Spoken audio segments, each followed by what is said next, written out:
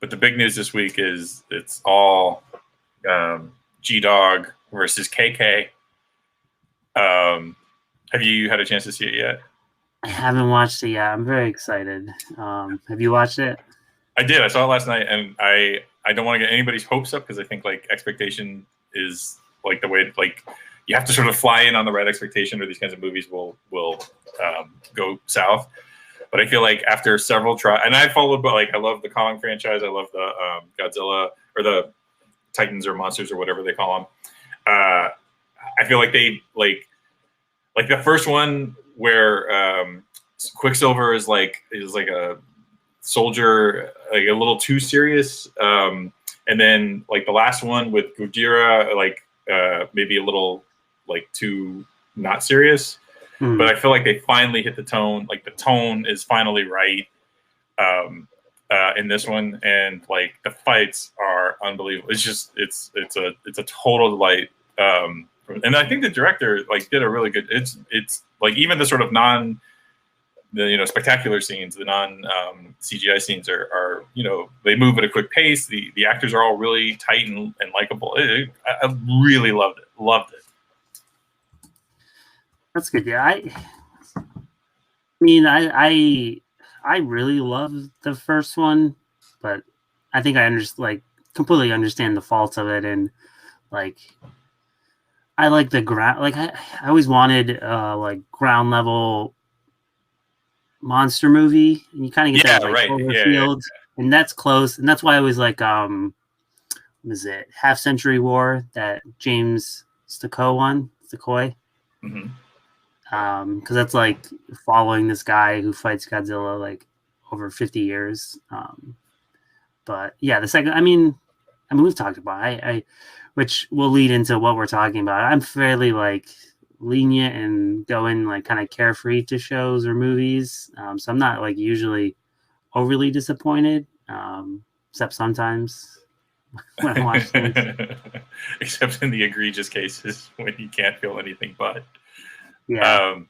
No, I think that there was a like the last movie was a little the people parts, like all the Godzilla stuff was fine, and like getting to see Gojira, I'll say his name wrong, Gojira, oh yeah, and all the heads, the absolutely phenomenal. The people parts were a little bad, and like some of it was like a little uneven.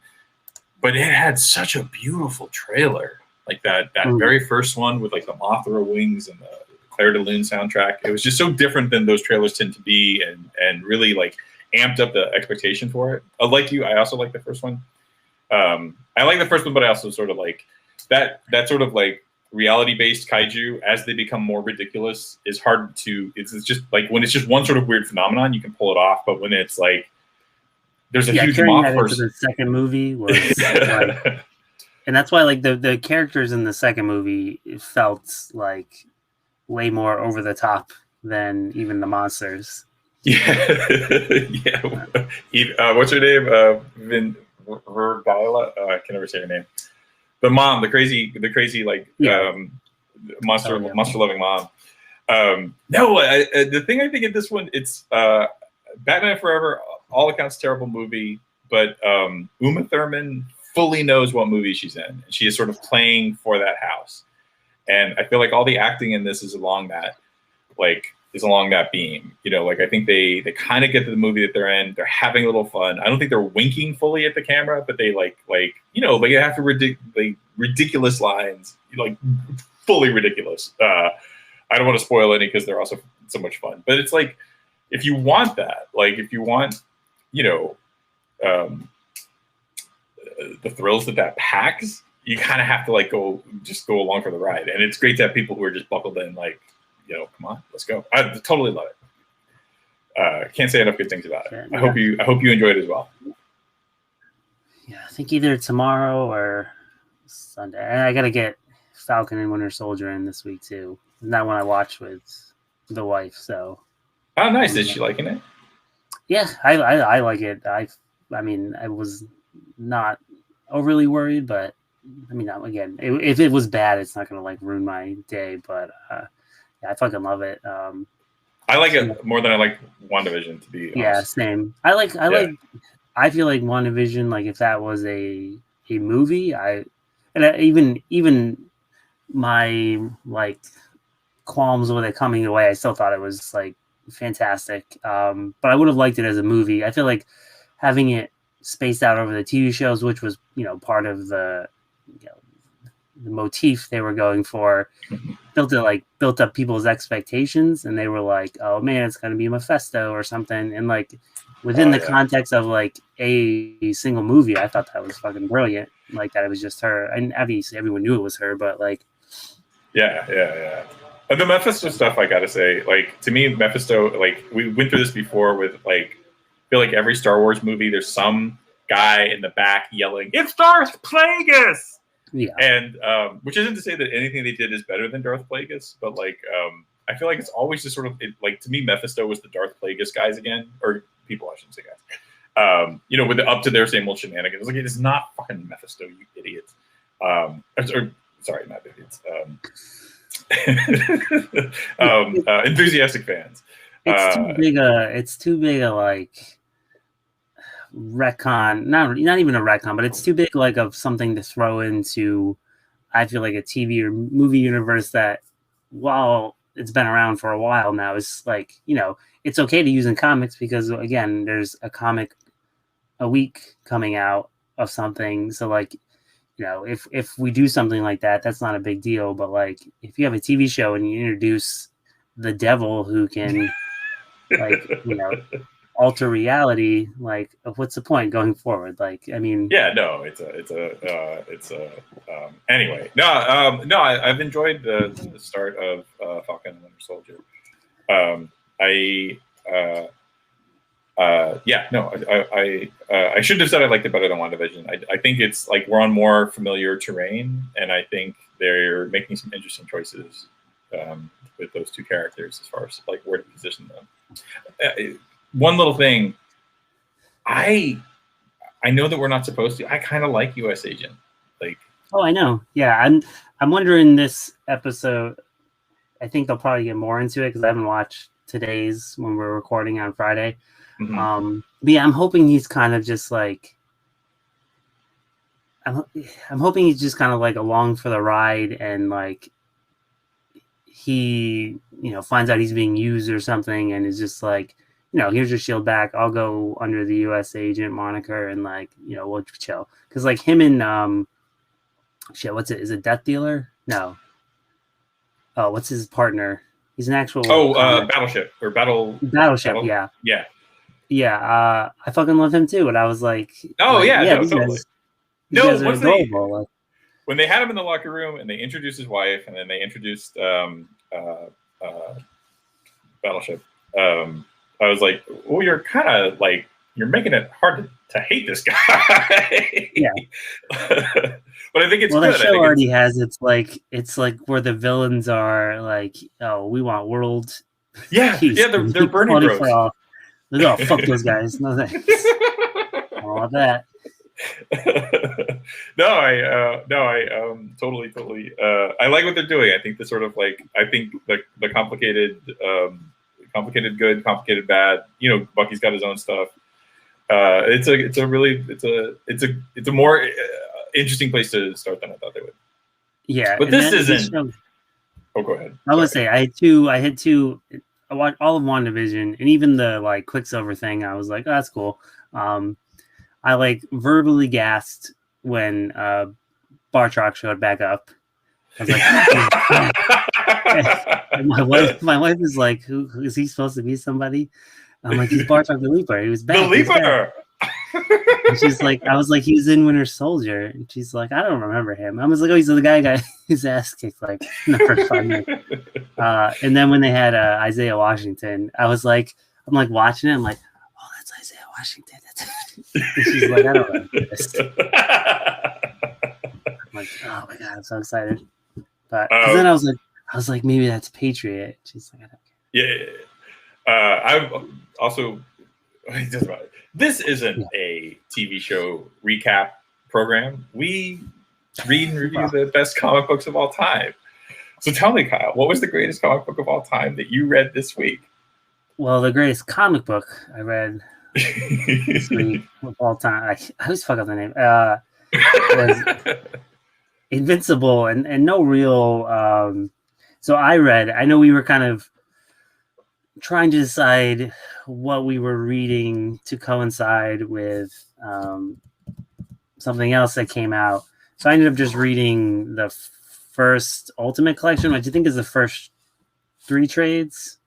I don't know if that takes you up Yeah. You know, it's funny because when we were discussing, you were like, let's read up to where we're at in the story. And I was like, well, it's a little, how much are you suggesting, sir? Yeah, they, so that'd be 12 issues. Yeah, so that's a year's worth of Invincible. Yeah, before we get into the obvious, I know I've talked about, I think it was on this, it's like History with Invincible. I specifically when remember the trailer came out. I was not aware this was a book, and then I had to go buy it because I was very excited. I think Borders was going out of business, and they were, I think they had like, at that point they had like 30 or 40, I think it was like 30% off the books. So I was in the store, and they had like the first 4 Invincibles at the time. And I was like, I've been wanting to try this. So I bought the first one. I went home, I read it, and then that night I went back and bought ran back to Borders. I bought the rest of them. I was familiar with Kirkman from Walking Dead, Marvel Zombies, and some other stuff. Never that big into Walking Dead. I think I read the first copiendum worth of it. I think it goes up to a little after the prison. I don't even think I ever made it to Negan, to be honest. Negan, yeah, no, I didn't. I also didn't get to Negan. Well, that'll come up later. Stick a pen in that.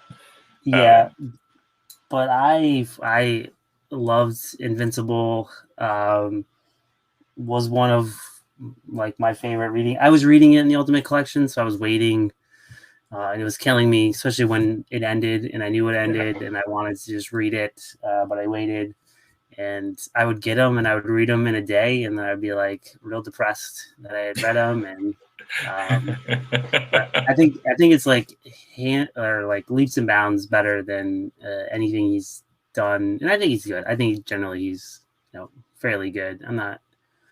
Can't think of a whole lot of other stuff I've been too invested in of his, but I think this kind of like fits right into his wheelhouse with the huge cast of characters. I think he manages them better in this than Walking Dead.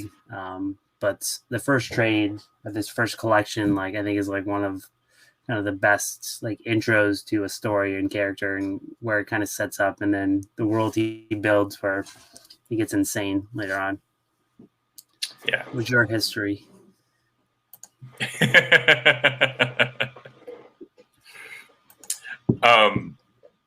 So what did you think of what did you think of the show?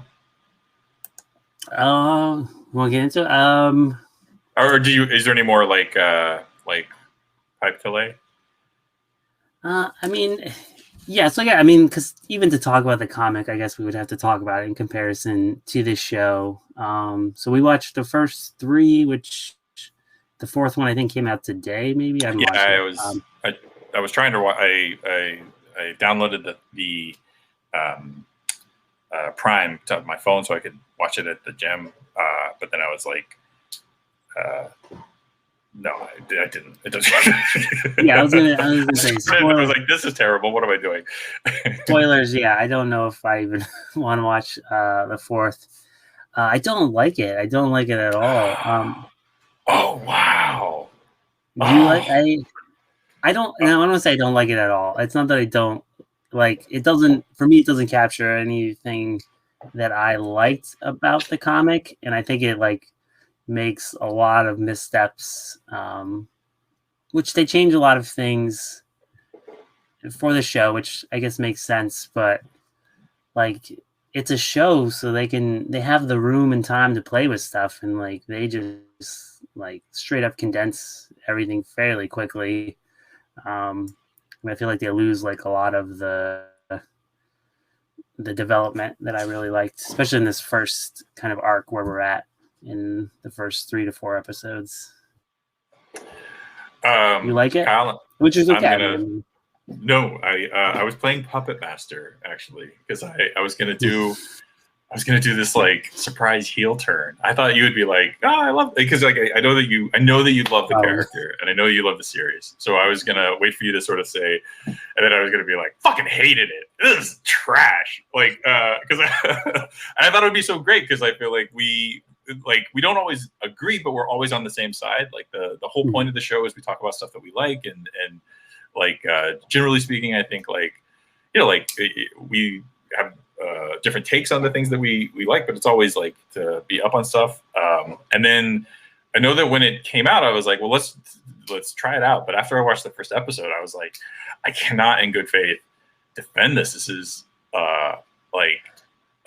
and I don't want to say, let me step back. I don't want to like shit on any, but I think it like, I think a very solid argument, I think, for why it doesn't succeed at like, it's not a good adaptation. It's not really a good story. Like it, the animation is really depressing. Like I feel like it's a triple threat. Like nothing worked. And it's all things that I'm not really sure they should work because they work in the comic, and I understand like adapting something is difficult, but again, you're adapting it for TV, so you have the ability to kind of space it out. I mean, the story they're trying to tell is the first 12 issues, and like a season could be anywhere from like 9 to 12 episodes. So you have that, and like the biggest thing is like the reveal of Nolan in the first episode is garbage. Like at that point, like what's so great about the comic, and even by doing it, it pays off at the end is like they build Nolan to be a character who you like. Like right. He has the whole arc. A person you like, you are betrayed when you find out he is bad, and then you root for him when he is redeemed. Yeah, and like there's subtle things in the comic, and they try and do it in the show, and it just doesn't work. It's fucking weird. Like there's so many like so much dead time in the show. Like I don't understand. There's like a lot of like weird silence and like breaks, and like they'll like hang on Nolan for a bit, and you're like, I get it. He's like a bad guy. Like they make it so obvious. They make him an asshole, which like was so interesting kind of going back and reading it, because in the comic he's not. And like the things they play up on, like, he's like, he seems disappointed that Mark doesn't have his powers, but he doesn't want Mark to get them because like he doesn't want to have to the next bring him into that. But like he makes him an asshole. Like the fight they have in the show, which is like a huge center point for the first like 1 to 2 episodes, like does not exist in the comic really. And like it just makes me not like interested in him at all. Like I don't like, especially again with the reveal in that first episode, like from going forward you can't like him. Like you can't be endearing to him. And like so this will only be valuable to I'll describe it, but in the show, there's a part where Invincible goes out to like do his first Spider-Man moment, and he's wearing that like real shitty costume, homemade costume. So in the show, like Omni-Man like flies down and is in his Omni-Man suit, and he's like, "You look ridiculous," and it's like a real like antagonistic moment. And like in the comic, it's like looking here, like he like is like watching him from the side, and he's like in his dad outfit, and it's like really like playful, and he's like, "Hey, let's go get a costume," and it's like a really sweet moment. And in the show they just fucking make it like really uncomfortable, and I'm like, I don't like this guy at all. And again, with obviously spoilers for Invincible, like he eventually comes back and he is like a really good counterpoint to like Mark and his life, and you know, he has a family and he gets back together, and like it's so good. And like none of that, I don't know how they would do that with the show. I mean, I know how, but like they will try to do the same thing, like, oh, you know, I was happy but I didn't want to. It's good. They're trying to do the same thing. It just doesn't work the way they're pacing it. The pacing in the show is fucking weird. I don't understand. Like, completely agree. I think Robert Kirkman has a kind of I think he has a trick. I think he starts off with a lazy premise, and then as the premise snowballs, like 10 or 11 issues in, like that's when things start to like, when the like as the invincible world expand, like it's like the Simpsons universe. As Springfield fills up, suddenly the world like starts to take on its own life, and that's when I think, like, because I feel like like this is the thing with The Walking Dead. It's just like the idea is like, okay, what if, you know, 60 days after, 28 days later, what happens? And so like the initial story, the kickoff story is frustrating to get, and I think like it's hard to stick with that story long enough for it to build, you know, the arms and extensions that make, I think, Walking Dead ultimately the story that people are more invested in and really like. And I think that there's a little bit of an Invincible, because it you know, it's peddling a lot of tropes, but the way he sort of the life he brings to those tropes is what like makes it interesting and exciting. But if you are going to consolidate it into a first episode to sort of pitch this world, you're going to have the sort of like the problems that like everything prior, episode 1, everything prior to the credit sequence is hard to watch. Like anyone who likes that story is not going to like anything that happens after the credit sequence. You know, like it's very it's a little junior. It's sort of very targeted. You know, it's like a kid in high school who's got these high school problems, and the sort of like the conversations around becoming a superhero are very like everything is tropey. Like you said, the Spider-Man moment, and the like it's a series of these sort of moments. And then stuff that doesn't, like, when grafted on, doesn't make any sense. Like, it's sort of like this kid's hero worship of his dad, which earned through the story makes sense. But when you sort of see it, like, what kid's favorite hero would be his dad? That's just not, you know, obviously yours too, Kyle. But apart from that, like, that's just not how humans act. So, right. Like, all those contrivances just feel flat and unreal and not particularly enjoyable. And then when it does the sort of like the reveal on Nolan, who you're right, they've been hinting at, but because the animation is so bad, it's not like he has these sort of sinister shadows and you sort of like, what's that guy doing lurking around? It's just flat, terrible animation. And you're like, why is this pausing for 30 seconds? Yeah. Is there a delay? Did they edit this poorly? What the hell? So what you get is the worst of everything. And then the sort of like I love the violence in Quentin Tarantino movies. The reason I don't like violence per se, but like he has such a joy and enthusiasm for it. Like, and you're seeing a person express himself in a way that he clearly loves to express.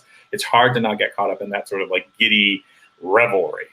And the violence as we see it at the end of the episode is so edgelord and meant to be shocking. And as a, like, it just feels like it's such an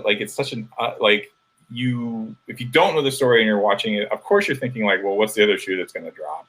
And then I also think it's sort of like it makes the last 20 minutes of television like a wasted investment because it's just so not the story you're in. And then when they finally get to the stuff, like it starts to unroll, like you're saying, the pacing on it is ridiculous. It's like they're checking all the boxes as quickly as possible. Love triangle, check. Weird relationship with bullies, check. New super team that he's going to form, check. What about my dad? Is he crazy? Check. Like they're doing it so quickly. There's no room to breathe. And even the fun parts of the show, Alan the Alien, some of the stuff with, oh gosh, what's his name? Diabolical, the demon detective. Dark Blood. No. Yes, Dark Blood. Like it's so isolated in this sort of like in this chain of events that don't. I couldn't have been more like bummed, and probably not as bummed as you are because you like this book as much. Yeah, and I mean, if I was like a normal comic fan, I would be very upset. But again, I don't like. It's not. That's the thing, and like, hopefully, most people take away. Like, it doesn't ruin my reading of Invincible. Oh, right, of course.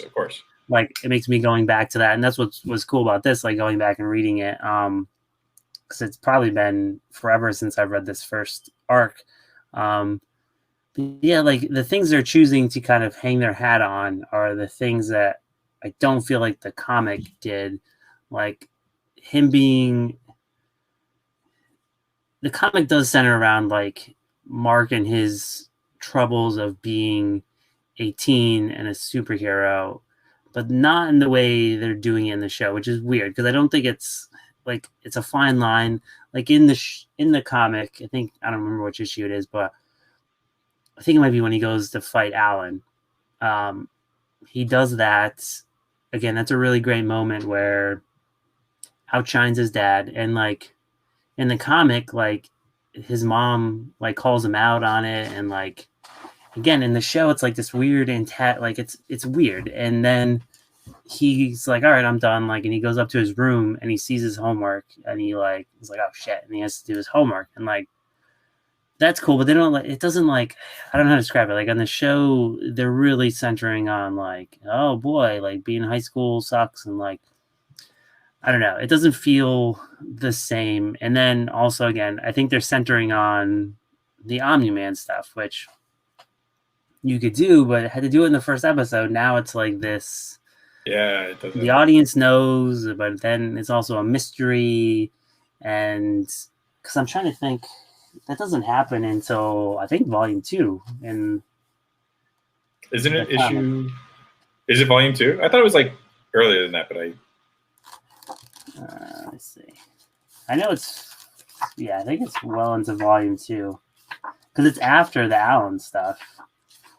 Because they do the really cool thing about that issue is they bring in a bunch of artists to do the origins of. So it's number 7. So. Oh yeah. Which again, that's like a good chunk into the series, and again, they've established this great relationship, and then they do, so that's 7, so 8, 9, 10, 11, so another like 5 issues building that out. And then you have the fight between Mark and Nolan. So like that has weight because you've sat with that for 5 issues. Yeah. And like, again, like this was an Invincible movie, I could understand. Like, we got to condense it. Like that would be the movie or something. But it's like a show. Like why do this? I mean, there's just little things I don't know. I hate the way they changed. Like I think indicative of the comic versus the show is they changed the way he got his name. Is his dad telling him like, you're a teenager, you think you're invincible.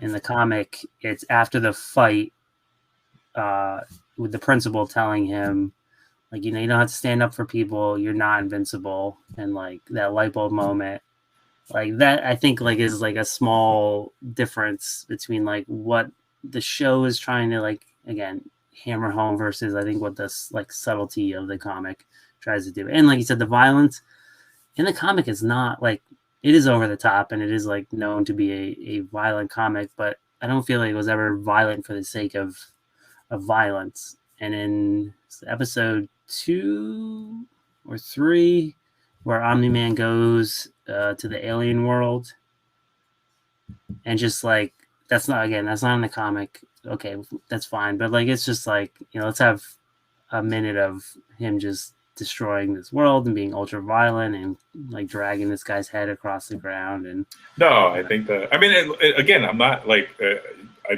this is not an argument about violence in story. I'm fully on board. Doro Hidoro, I think the violence is lunatic, and I love it all. But I also, because I feel like it's good faith. It's like someone is trying to it's like a dance sequence in a musical, you know, like it's intended to convey stuff about the story. It's intended to move the plot along. It's intended to sort of like, it's a part of the storytelling is this expression. And I think in great storytelling, violence exists that way. And then in gratuitous storytelling, it's just, you know, it's sort of the shock, and the shock of it, I mean, I don't know, we all have the internet. Like, like you could see all sorts of crazy fucked up shit, like animated shit in particular, you know, like, so that's not like the shock factor, like all of it feels a little, and I don't want to fault Kirkman, although I think it's like he did the adaptation, if I understand correctly.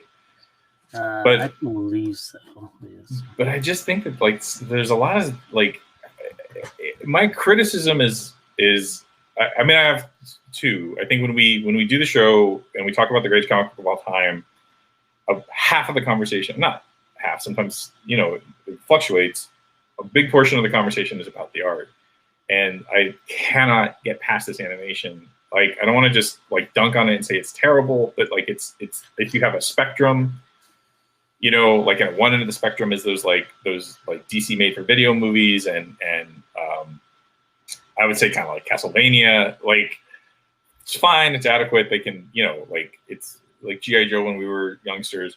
And then like at the other end of the spectrum, you have like, you know, Love, Death and Robots and my beloved Dora Hedora, like just fucking great animation. And it just like, to me, it is baffling to have this sort of like the pedigree of this show with this amazing cast. You've got Mark Hamill and John Hamm, and like you have great like voice actors in throwaway roles, like this huge cast of like 40 names, but then just this very, very, very basic animation.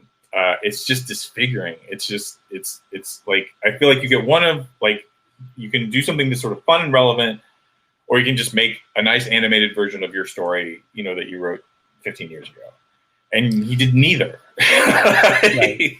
It's not a nice enshrinement of an animation of his story. And it's also like, you know, you have a second, you know, bite at the apple, you know, like, I think it's that thing, if you watch the Watchmen HBO series, like, sure, you can retread the old story, which is fine. But we've also, you know, it was speaking sort of in conversation with its time, you know, in that case, 20 years ago. And I think in particular, Invincible, I think it spawned out of Savage Dragon, right? So like it's totally like it's in parallel to like Savage Dragon. I think a lot of its sort of like a lot of its makeup is sort of like I don't want to say a riff, you know, like because it's original, of course, in its own ways, but like it does a lot of the same stuff, and it's sort of like taking the conventions of comics and telling them straight. But like a lot has happened in the last 10 years. We have all these cinematic adaptations of like, I feel like there's a constant conversation, especially now with like the whole Snyder cut, you know, fandom is like, fandom interacts with the stuff that we watch now in this way that it hasn't in the past, or as directly. So like, you know, you have a very vocal like segment of people who are interested in the people in the buildings that get thrown up, you know, blown up in these sort of alien invasions. There's a lot of stuff that sort of like people who have been introduced into comics over the last 10 or 15 years, you know, like, I feel like that isn't being like, there's nothing in this adaptation that is in concert or in conversation with any of that that's happening in the world now, or how we talk about comics or think about comics. But it isn't like, and the way it like, oh my God, like the high school stuff is so like 45-year-old man who hasn't been in a high school, like everything takes place at a locker. It's just so, it's like, it's very basic. It is depressing. And like you were saying, there are all these great references to it in the book that aren't as reduced to like, you have this one location where these 5 people meet in different ways. I'm sorry, I spoke a lot. Go on. No, you're right. And I think first about the high school stuff, they definitely butchered my boy, William. He's fucking terrible on the show. He's same with, and I'm torn. because of what they did with Rexplode.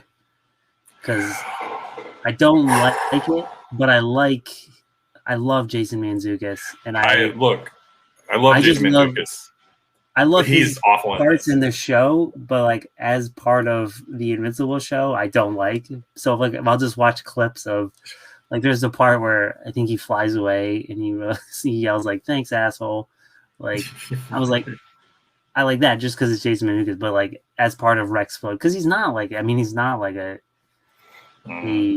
dimwit in the book, but I don't know. But to the animation point, yeah,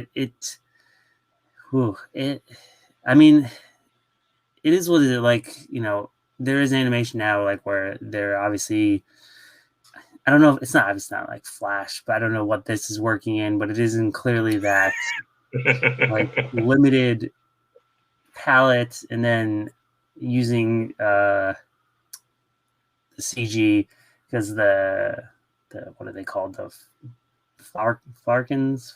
Oh, the constantly invading aliens. Yeah, like that is just like a CG horde, and it looks fucking garbage when they run back. Oh my god, the 3D stuff sucked. I mean, it's not the 3D stuff is fine. It's just so clearly different from the regular animation, and that sort of the lighting, cliff is just it's embarrassing. Right, and like again, one of the cool things about Invincible was it was clearly like Kirkman at times playing on the tropes of superhero comic books, and I mean everyone like knows the famous page where he's talking about like the reuse of panels and how that's lazy and like it's the repeated panels, and then like it's fucking like that's smart, and there's like a lot of fun stuff they do with it, and like as the series expands, like full pages and stuff like that. So like they were like having fun within the medium as well, which again you could translate into the show and be like, here's tropes we pick up on TV shows or movies now, and they don't do any of that. No, it's a lack of ideas. Like I feel like you're not bringing anything fresh at it, and you're not even executing the stuff that's there. Like, who wouldn't hold on to the Nolan reveal until like that's just baffling to me. Yeah, it seems like a lack of confidence in the story, which again, like the comic works because you are instantly invested in, I think, these people. Because again, he writes them as like boring. Like there's the one panel where they're all sitting at the dinner table, and it's the big reveal that like I got my powers today, and Mom's like, oh, that's nice. She does something else. Like, but in the show, it's like this big thing, and they have to address it, and like I don't know, like it's lost that he's like a novelist. I don't know, but one thing about like again, you have like this kind of amazing like art to pull from, and what they kind of set up. But what also is weird is I didn't forget, but I always kind of forget that.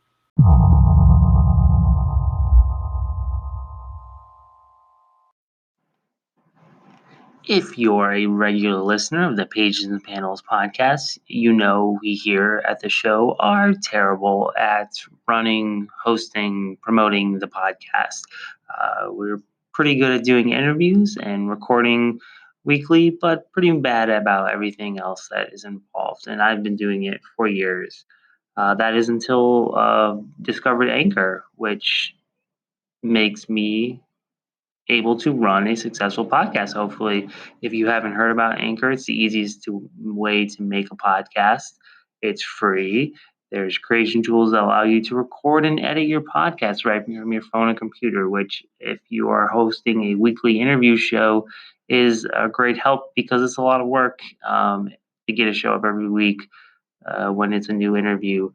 That will help you distribute your podcast so it can be heard on Spotify, Apple Podcasts, and pretty much any podcast hosting service, which, again, I had no idea how to do. And they just have a button. You just click a fucking button and it does it, which is crazy. I was like Googling how to do it. I had no idea. And you just press a button with Anchor. You can make money from your podcast with no minimum listenership. I know we have listeners, but the idea of making money is foreign to me. And I've been doing this for years with the show, and Anchor helps you do that. It's fucking, again, insane. Everything you need to make a podcast in one place, and easily, and I can't express how easily it makes it. And again, when you're trying to focus on making a show, especially when somehow you've tricked yourself into doing it every week, it's an insane help. You can download the free Anchor app or go to anchor.fm to get started. Again, that's anchor.fm. If you download the app, you can do it all from your phone and host a Skype podcast, more successful than Pages and Panels, and make money and be better than us. But hopefully, doing so will make us put out a better show every week. And again, you can get started with your own at Anchor app or go to anchor.fm. And again, thank you so much for listening, and get back to the show, which is now hopefully better. Yeah, so I always kind of forget that was co-created originally with Cory Walker, because I think everyone, very much like The Walking Dead, associates it with different artists. I think Ryan Ottley, who did probably 70. How many did he go? Went to like 114 issues, and I think he came on at like 8 or so. When I think of the series, I only think of him. Actually, I forgot that it's like Walking Dead, but it was Stuart Moore for like a little bit of it, and then Tony Moore? Did I say Stuart? Yeah. I totally fucking love that guy. Stuart Moore? His art. Yeah. I'm embarrassed to get his name wrong. I'm a fan. But yeah, it's kind of weird because I really like Cory Walker's art in the first part, because it's kind of out of place for a superhero comic book. Like, it doesn't look like your standard fare, which like Ottley is, but in a good way, especially when he's able to kind of do the more like insane stuff, like especially when the violence picks up and we get like the stuff in space. But I just picked this panel because I like that Walker, very kind of like a Mignola style in essence, like a lot of like silhouettes and stuff. The dot eyes at times are weird when he continues it, but I think he came back to finish out when Ottley took a break, and then Ottley did like the last 12 issues or something. I think, I don't remember. I would say this though, speaking like to harp on the animation again, I feel like Ottley had the definitive like look of the book, and I feel like it's deeply influenced by cartoons in particular, like the sleekness of it, like Saturday morning like the show, or it's supposed to be like a Saturday morning cartoon. Which is why it's so appalling that they didn't lean more into that. Like I feel like with the two of them, they can meet in the middle in this way that's that they don't, and it's a thing that I think I'm frequently bummed out by. Like I don't know if you saw the DC New Frontier. I mean, the DC stuff. I gotta tell you, like I read this stuff as a kid. I love a lot of it. I always get suckered in. Like I got pulled in, and I'm like, I just want to see what the Judas Contract is like. I know that they're terrible, but I how can I say no? I just want to see like Killing Joke. And then like I'm 10 minutes in, and I'm like, why is Lucy and the football all over it? Like every single time, I'm like, this is barely watchable. And it's not like I think they're trying, but they're ultimately they're just so cheap. It's hard to see past the cheapness. And the idea that when New Frontier came out, I was like, well, I don't know, maybe they'll try and do something kind of Darwin Cookie, and they get like a little there. Like they certainly move in that direction, but it just seems like with the versatility of animation that you could take a style, particularly with comics where I think they're like Mignola, you could have a Mignola animated movie, and yet they don't do that. And there's a constant frustration. And I think this show in particular, because I enjoyed, and I'm not slamming Castlevania. I watched, I think, was it 3 seasons or 2? Either way, I watched it all the way up. so like I enjoyed it and I liked it, and I'm not bad mouthing it. But the animation, it's like this, I think, where like it's a like, oh, this could be better, and everything else is so good. The voice acting is so good, and I think the stories were fine. Like it could have been a more enjoyable thing, and it just this feels like that again, where it's like, oh God. Yeah. I feel like after, and again, it's a big budget movie, but after like Spider-Verse, there's like no. Oh yeah. Like that's a living comic book, and I don't know like where like Kirkman's name is in like the world of entertainment at this point, but I still feel like, for some reason there's like still Walking Dead things going. Like I feel like having a new Kirkman property has to be some money behind that. So like to feel so cheap is crazy to me. And like the one Kirkman thing I did like was I forgot about that. I forgot he did Outcast. I like that show. I thought that show was great. Oh yeah. And they canceled that, and I really like that comic. Oddly, because oh shit, who's on that? It's fuck, who's that artist? Shit, it's gonna let me down. I'm on it. But yeah, the mood in that is he gets really good artists. Paul Azaceta. Oh yeah. Oh fuck, yeah, I forget that. Azaceta. Apologies, Paul, for butchering your name. Yeah, so I don't know if maybe there's not a lot. It's an Amazon show, so maybe but there's good Amazon shows. I can't defend that. It's got this voice cast. Like it would be one thing if you had like some of the usual suspects being a useless character. We didn't even address that. The whole security guard, 2 openings, fucking insulting. Like that's what you open the book or the show on, and like it makes no sense. They don't kill him, like, and then I imagine it's going to be a running joke, right? Yeah, and maybe it's like because in the comic again, something I always liked is they almost always kind of did a time jump. They would show you like it was like that. Oh, I can't believe I got into this situation. Like, how did I get here? Yeah. Which was fun. And then this was like, here's this weird John Hamm voicing. Because again, the show starts off with the brothers. Yeah, the Mahler twins and the Guardian. So like again, like they're not even mentioned in the comic for a while. Like it's, I don't know. No, so to me, if you have that sort of cast, I can't imagine that money wasn't on the table. Obviously, I don't know, it's disappointing. It's acceptable because the thing, seeing this, what I thought was a lot of the stuff that's going on here that once the story gets going and once the parts that start working, once they start to kind of roll forward, I was I love Venture Brothers. I mean, I absolutely adore it, and I don't think you can there just isn't cheaper art. I mean,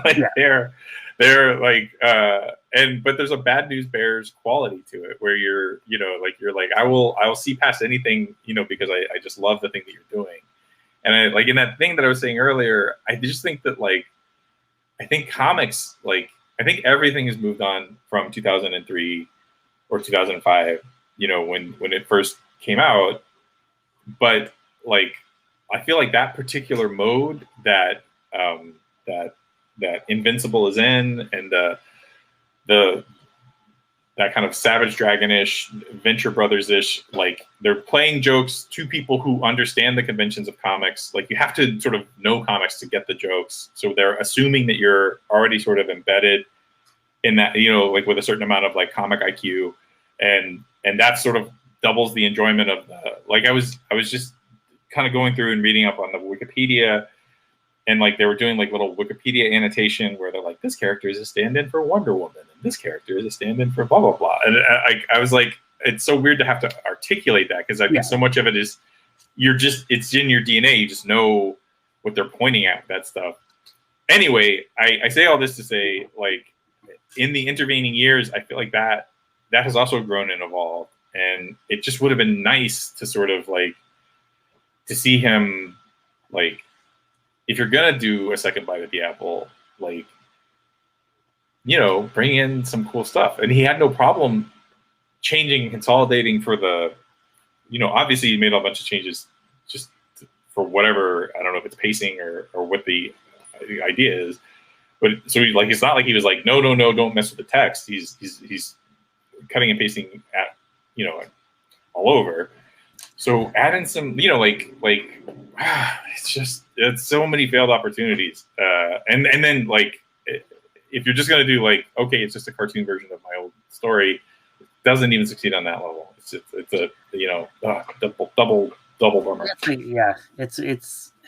I think the first episode, which is written by Kirkman, or at least he's the credited writer, feels like a big lack of confidence. And again, maybe that's not him. Maybe that's like, I don't know, producers or people saying, like, you got to do this. But, like, again, they introduce the Guardians. They start the series off with the Guardians because they want you to be shocked at the end of that first episode when they kill them. But, like, so you at that point you have two force-fed things in there, and everything in between is just like boring, awkward stuff with Mark and Nolan. And oh shit, I had a thought. I don't remember what we said. Fuck. What were we talking about? You were the I remember. I think one of the biggest like egregious moments in the show is the part where he makes the joke about maybe my name should be Ass Kicker. No, like, that's dumb. And that's almost like maybe it was like, maybe this is too late for Invincible, because you have things like, I mean, at that point they're directly calling out Kick-Ass, which, like, this is obviously, like, Invincible is obviously a better Kick-Ass, because they're both of that time. Mm-hmm. But this doesn't do this, like, slides more towards, like, the juvenility, if that's a word, of Kick-Ass. Like, it doesn't like rise above kind of what Kick. And I like the first trade or arc or whatever volume of Kick-Ass. But this feels like it's just like falling back into that. And again, it doesn't take like any steps to be unique outside of the book, and it just feels like it takes like a lot of like steps back into like not being comfortable with, like, and it's crazy because, again, like, the book goes like Walking Dead, you feel like you read it, and I gave up on it because I was like, I don't know where this book is gonna go that isn't the same stuff. But Invincible, I'm like, you keep reading it, and it's like, this could go anywhere and do anything and just continue to grow, and it does. And, like, I don't get that from the show at all. Yeah, no. That's the. I mean, I also bailed on Walking Dead, and I think there's just a point at which and I don't want to, like. This is not as like I'm not fully dissing either of these. I'm not dissing Kirkman or and then I'm not dissing Invincible the comic, and I'm not dissing. I am a little dissing Walking Dead, a little. I think it's a hard thing to sustain, and I think that, like, the thing that he is good, like, I think he's sort of like taking a serial, like the soap opera quality of serials, and I don't mean that disparagingly, like the sort of being able to sort of, like, you know, have small threads, large threads sort of running concurrently. Some things are tying up while other things are extending out, and sort of like the way these branch out and interact with other things and create like new characters. Like it's like Dickens, you know, like the plot is constantly in motion, and it's sometimes going in ways that you don't expect, and like that is like, that's the magic of comics. I think, like, back there's less of it now because people don't have these sort of long runs on comics, but back when you would have like somebody like a writer and an artist team on a book for like 5 or some odd years, you would have these things pay off later. You would have things that, like, the whole arc of Nolan, you know, like oh no, he's terrible. And then like, oh, you know, like you want him to sort of like, you want him to end in a better place. I think the fight between the two of them, like the father-son dynamic is interesting. I think I think it's like, I think sometimes, and I know nothing about his autobiography, so I'm not making any insinuations there, but like, it's hard for certain things, like certain things just seep into people's work. And I think like a good example is Snyder, like, in the Snyderverse, there are a lot of complicated relationships with fathers. So many that you can't help but think that like, this is something that he's like deeply invested in exploring.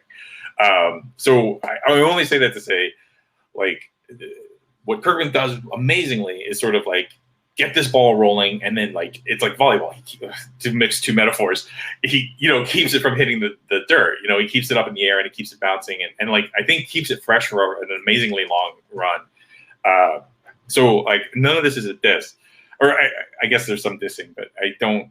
It's a diss out of like I was rooting for you, like I would have loved for this to have been great. I would have loved for this to have had some of that magic. And I think whenever something kind of comes out and succeeds, it's thrilling, and especially if it like, if it is something you deeply love and you really like, oh, I really hope this like comes into the world, the world to be a better place with this in it, and you just want it to be, you want it to sort of prosper and thrive. Does that make sense?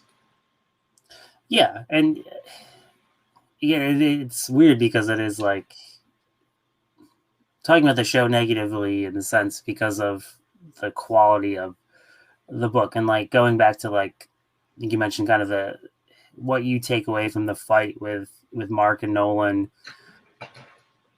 Like in the comic, like when he says, I never loved your mother, like you don't believe it because you see like several issues of them having this like, relationship and like being like this really cute couple, and like when it's going to get to that point in the show, like I'll be like, no, I guess not. Like I don't know, he seems like kind of a dick, like, like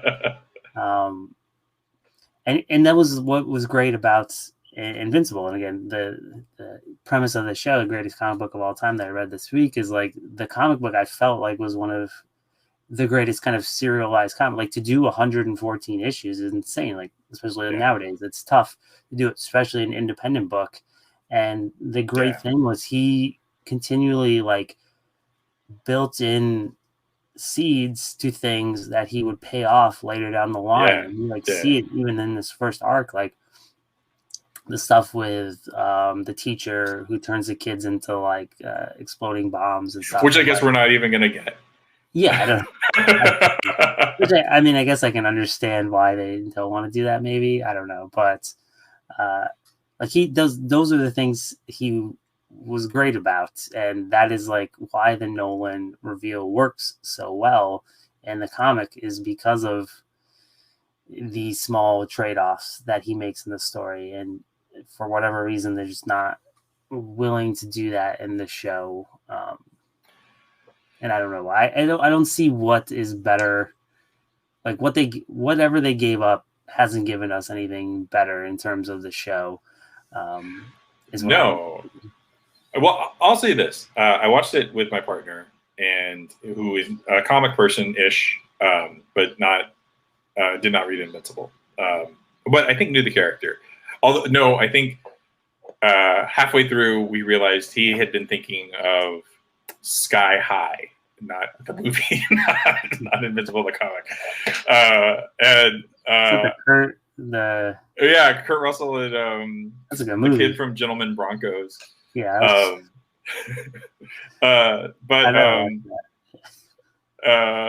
He was like befuddled all the way. Like, is this because he'd heard good things about it? He's like, is this good? Is this supposed to be good? Who thinks this is good? And like I was trying to also I think like my wife went to bed before the Nolan switch. she was like, I'm tired. And she just left. Oh. And she likes, I mean, this is the stuff that is like her way into comics is like she'll watch like she's like when they gave the shield to what's his name, US agent on the show, she was like, yeah. She's like, how could they do that? I'm like, well, it's a show, like it's not a big deal. And she was like, getting mad. And this, she was like, oh, I'm just gonna go to bed. Like, there's nothing for me here. It's like, okay. We didn't see it to the end. We stopped at the credits. I mean, we kind of wanted to quit before we stopped at the credits, and then for the show, I had to continue watching, and then because then like he was just like I was just trying to like get his. I was like, because I mean, I knew that I thought like, oh, they're playing the long game with the Nolan thing, blah blah blah blah, and it was hard having to defend because I think like the story as it's presented, which is this sort of like kid who has everything, well-loved kid from a nice, family, prosperous, nice neighborhood, lives in a nice home. Like all he wants in the world is like, oh, the only thing I want is to get superpowers. And then boom, he gets them. And then like he gets them. And is there any sort of like monkey's paw cost to that? No, it's just like at first you're not good at it, and then slowly you're going to get better. And the point at which the dad says, I think the most unforgivable line of dialogue, kids think they're invincible, but you really are. Like it's just such a it's like it's basic to the point of, or I keep saying basic, I shouldn't.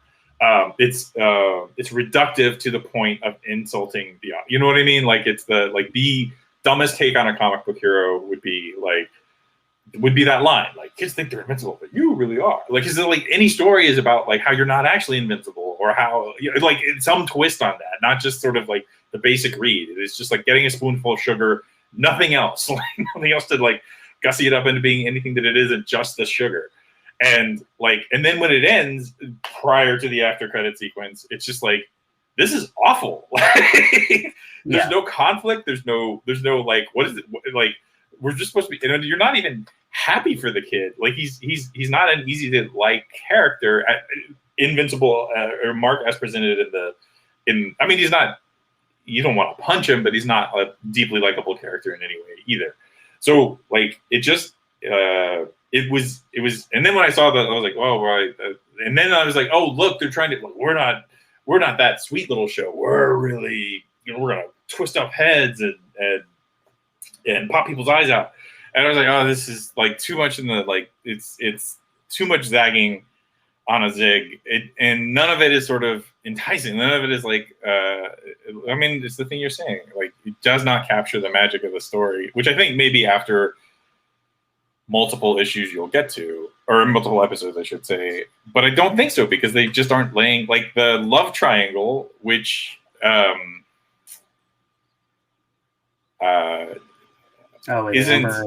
yeah, I mean, like, it isn't, they're not even, no, because like in the comic too, it's like that's something where you're like, oh, this could, like, there's the tropey stuff they could do on it, and like it is like a genuinely, like, eventually like him and Amber break up, and it's like mute, like it's not an end of the world thing. I'm pretty sure they're friends. I'm trying to remember. I'm pretty sure it like is like a nice thing, and like he just moves on to like realizing he should be with Eve. But like, yeah, in the show it's this weird, and go, like, I think, like you said, the biggest thing is that I think if I want to boil down why I don't like the show, and I'm glad you don't like it, because then we don't have to watch or talk about it again. is that invincible line, because like the way it's presented in this show is telling Mark he is better than people. But in the comic, the principal telling him, like, Mark, you can't do those, you can't help everyone, that guy was bigger than you, you're not invincible. And like it clicks in his head, like, oh, I am invincible per se, I should help everyone at no cost to myself. Like, I should be doing this, I can't help everyone, I will do it. And then that plays into like when he does have that interaction with Nolan, he's this is again the dad, and in the comic, it's a dad he loves and looks up to, and you are genuinely like.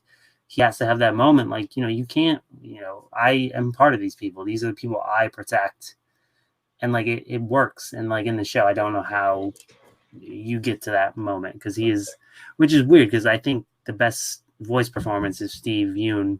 I think is great. Yeah.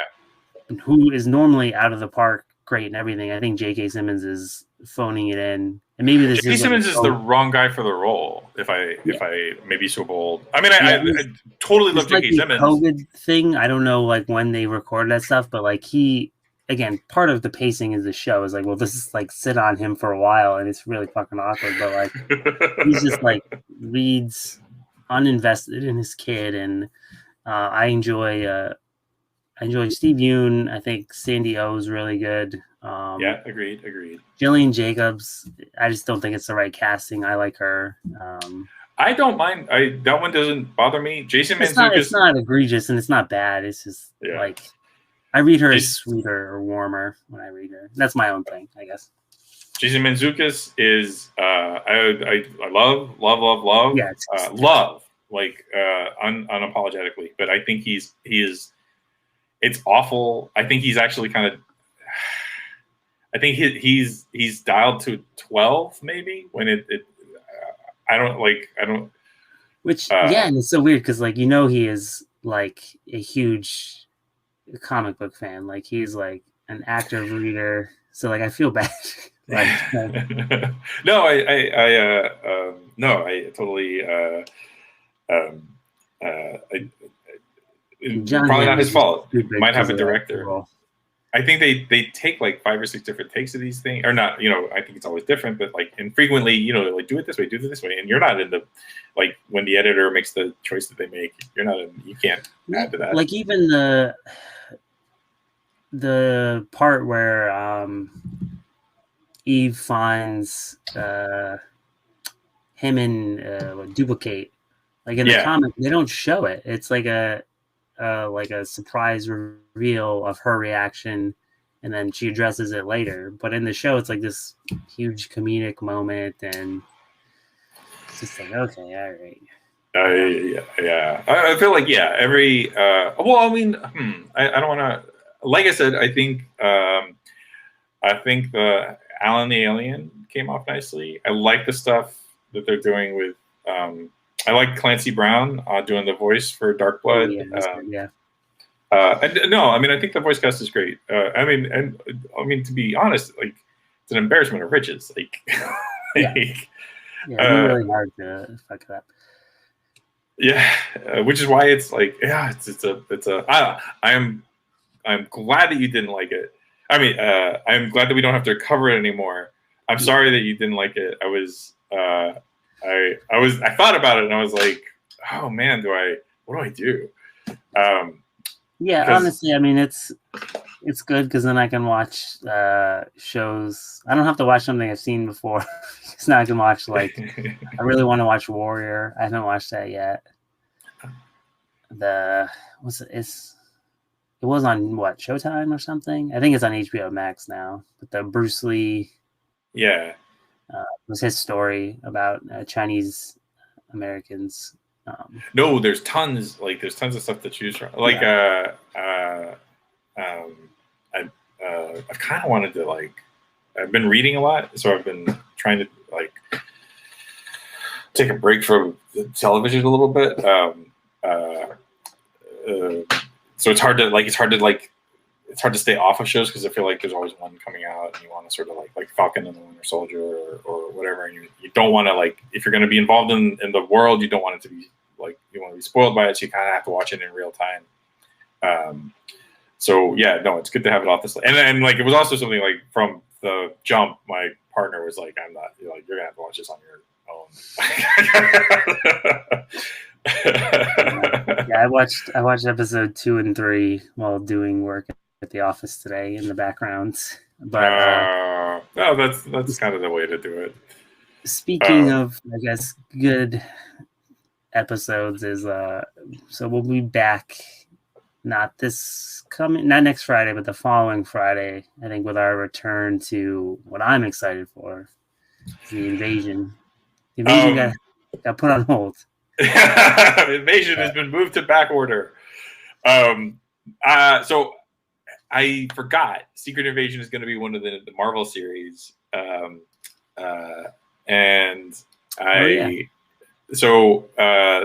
This might be back half stuff we should do after the show is over. But do we want to? Is there any because we had talked about we'll do the Invasion itself and then maybe do a wrap up. But is there anything we want to save for to maybe revisit when the TV series, presumably in a year or so, finally comes out? Although huge asterisk by that, I'm not sure how closely the Secret Invasion TV series is going to hew to. I wonder, yeah. Because I think they have their own agenda with the Skrulls, which because in the Marvel U, the Skrulls aren't bad guys; they're the good guys. Yeah, no, totally. Although you can always I think a part of the Skrulls is you have these sex, yeah. No, not Skrull sex. That's a different podcast. So there's a possibility. I don't know. We'll see. I mean, I'm sure there's going to be some, a character you love is secretly a Skrull, or two. But we'll see how that pans out. Either way, I was just I had forgotten about that, so keep that in mind. So 2 weeks or not next week, but the week after. We'll either return to the Invasion, or maybe we'll kind of go back to our other format of us picking stuff and doing it. I think now kind of, I guess if doing the show more regularly every other Friday will allow us to kind of have these what should be funner episodes of current things. But this was not fun because we had to watch that show. But will allow us to kind of go back and forth and kind of do what we want to do. But yeah, so either it will be something we've read, or maybe we'll go to Invasion. I didn't enjoy Invincible, but I did like watching a show and kind of talking about it. I think that's a it was better than watching it and having to sit by myself and feel bad about what I did.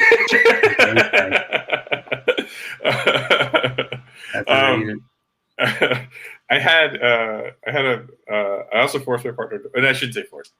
No, I guess so. To watch the Snyder Cut, which wasn't a total force. I did not force. Did you? I did watch the Snyder Cut over 2 days, but I did not. Me too. 2 days. I did 2 hours, and then was like, "That's enough of that," and then came back for the end. I totally love the nightmare sequence. I absolutely can't stand Jared Leto's Joker, and his performance I don't enjoy. But the sort of if you took that little bit out of it, the premise of it, I thought, I wish this had been the movie. This was fun. Yeah, I like I at least thought the take on the Leto Joker could work if they had come to that point. If it wasn't just kind of thrown in. I like the idea that there isn't they didn't really have a tete-a-tete. It wasn't a you complete me type thing. They kind of actively hated each other. But it was just not. It was out of context within the movie, felt weird, but I enjoyed that. Overall, I think I obviously liked it better than the Whedon cut. I thought it was fine. It was again, you have 4 hours, so you can take a lot of swings. And I think overall, I think it was a better thing, and kind of what we talked about prior to it. As much as I don't really like the fandom behind it, or kind of toxicity of whether you like it or not, I enjoyed seeing someone who definitely had a clear vision. That was his movie, and it was a whole different movie, and I enjoyed seeing kind of that aspect to it. And in many cases, I thought it was, what he wanted to do was better, whether that wasn't hindsight, because he was reshooting things. So like, I wonder how much was like, oh, that didn't work. Let's do this. No, given 4 years and $70 million, if you do not turn in a better version, it's not. I don't know how that's not possible. No, everything we already said before. The only thing I would, when the boom tubes didn't boom, and I won't shut up about it. So write your letters. Like the easiest, like in movies, like that is like the most overused sound is like the Nolan wah, and like just do that. I mean, I will say I liked second half Dark Side when he was like fully like armored up. I liked that. I thought Desaad was cool, but Desaad was. I agree. They made like Steppenwolf with like puppy dog eyes, like yeah. It was, but again, it was like okay, who cares? Especially now that they canceled New Gods, I fucking care. I don't know how I feel. I don't know. We discussed this on the show. I don't love the Fourth World. I was sort of intrigued by like Ava DuVernay. Like it'd be interesting to see what she would do. Maybe it's a bullet dodge. Like maybe like. Yeah, it was with your boy Tom King. So I was known greatest comic book of all time, Rogues Gallery, Tom King. No, I mean I feel like would have been a whole movie of them sitting on a couch. Yeah, Jesus Christ! Like, should we get a dog, Barda? Should we get a dog? Yeah, the Boom Tubes and Aquaman littered. That was like, from the minute when Aquaman threw his Jack Daniels bottle into the ocean, I was like, this is fan fiction. I'm out of this movie and I'm not returning. Anyway, so like hopefully there'll be good shows that we can talk about in the future. Like the idea that we had initially talked about or floated of like maybe sticking with it every couple episodes, as the series progressed. I didn't think it was a bad idea. I thought it would be fun to stick with the series and kind of like the thing that happened with WandaVision. I don't know that would have been like, there was certainly more than enough coverage on WandaVision. I don't know if we would have added to the conversation, but I loved the fan. Like I know I dissed the Mephisto people, but it's silly, but at the same time, like sitting with I have a coworker at Barnes and Noble. He's like the only other person who I talk to that like engages in these things. So like every Sunday, I know I'm like, I'm gonna get to talk to Mark about like what I thought about the Flag Smashers and like what are our theories on that, and like as long as you're not like angry when those things don't happen, it's fun. Like well, I mean, I think all fan theorizing. I love fan theorizing, and I think like I know I dissed the Mephisto people and the Darth Plagueis people. Or whatever. I under the umbrella of I love fan theory, I also pick fights with it. It'll never be as fun as the thing that you think it will be. Like the thing that you think it be is always going to be better than what they can actually come up. Like when they were talking about Jim from The Office being Reed Richards, like I was like, we are fully into tinfoil hat territory. but it's your party. Have fun with it.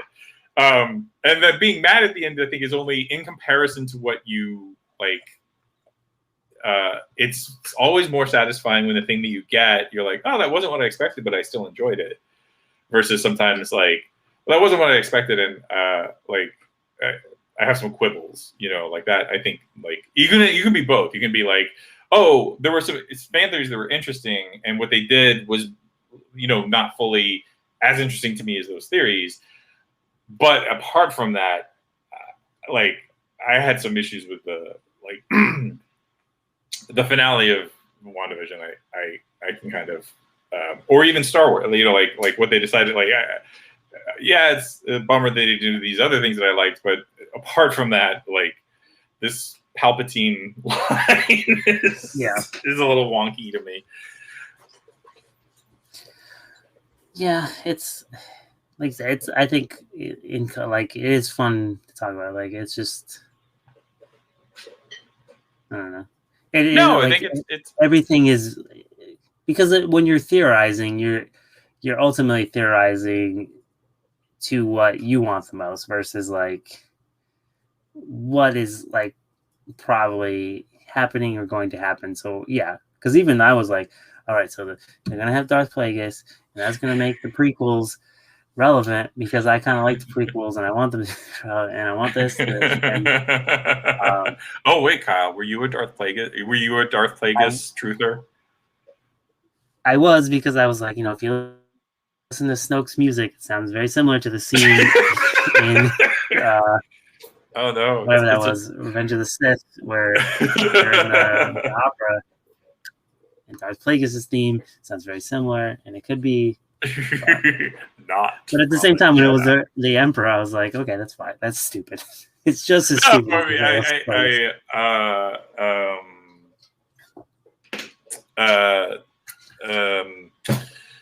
No, it's a fine theory. The part of it that I think I didn't like is the persistence of like there's a similar thing with Thrawn. I guess Thrawn actually is happening, which is fine. Like it's fine, but what you're hoping before you finally see what they do, what you're hoping is like, oh, I hope they do something better than that. Like, I hope they don't just fall on like, you know, like we'll just take some old piece of lore and wedge that in. You're like, no, make something organic that you create that works. But then having seen like, oh well, you didn't do that either, then I would have rather had Darth Plagueis. But you know, it's, casting a glance forward. So 2 weeks from now, not next week, but the week after. Yeah, so if you are listening to the audio version of this, which will be on the main Pages and Panels feed on April 16th, we'll be live again. We're always live on our YouTube.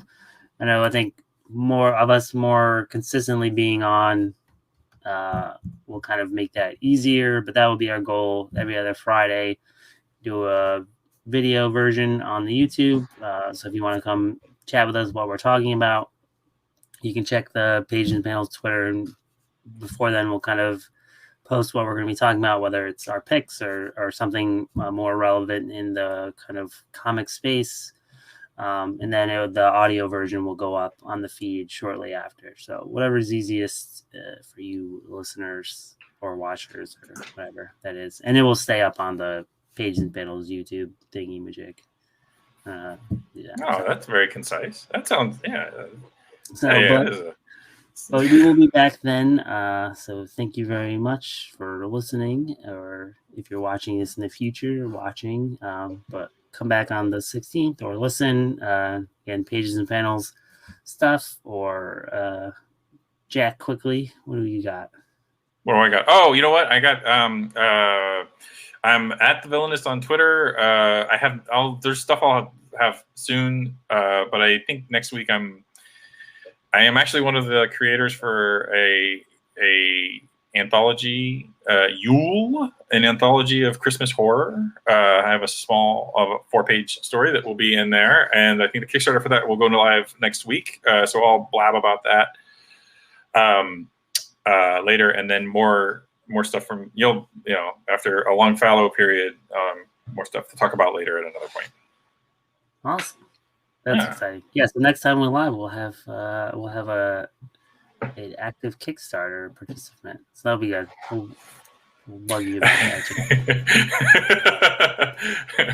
Oh yeah.